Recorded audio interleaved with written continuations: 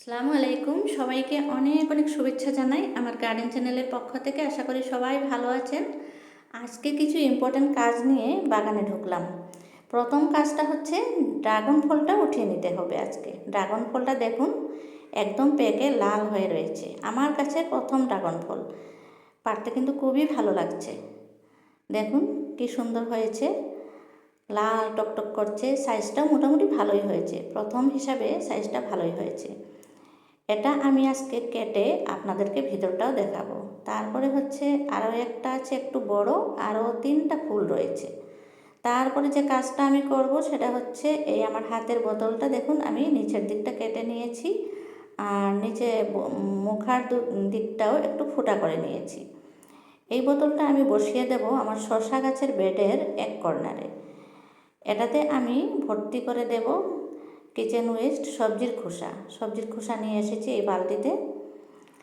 এই সবজির খোসাগুলোর মধ্যে কিছু কলার খোসাও রয়েছে, আর কলার খোসার মধ্যে রয়েছে প্রচুর পরিমাণ পটাশিয়াম, যেটা আমাদের গাছের জন্য খুবই প্রয়োজনীয়।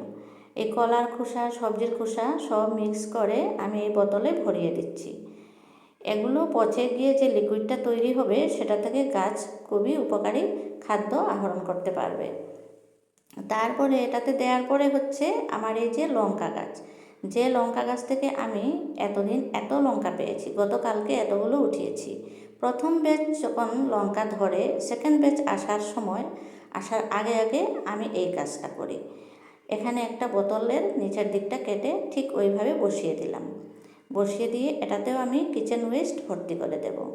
কিচেন ওয়েস্টের মধ্যে কলার খোসা রয়েছে, পেঁয়াজের খোসা রয়েছে, এগুলো গাছের জন্য খুবই উপকারী। এই যে দেখুন এভাবে করে ভরিয়ে দিচ্ছি, আর এটা থেকেও লিকুইডটা আহরণ করে থাকবে আমার এই লঙ্কা গাছটা। তারপরে অনেক লঙ্কা পাবো। তারপরে আমি একটু ঠান্ডা পানি দিয়ে গাছটাকে স্নান করিয়ে দিচ্ছি, কারণ প্রচণ্ড রৌদ্রের সময় গাছের অবস্থা খুব খারাপ হয়ে যায়, তো তাই এভাবে করে মাঝে মাঝে গাছটাকে স্নান করিয়ে দিলে গাছটা খুবই স্বস্তির নিঃশ্বাস ফেলতে পারে। তারপরে গাছটা দেখুন খুব সুন্দরভাবে রয়েছে, এটাকে একটু সাইড করে রেখে দিলাম।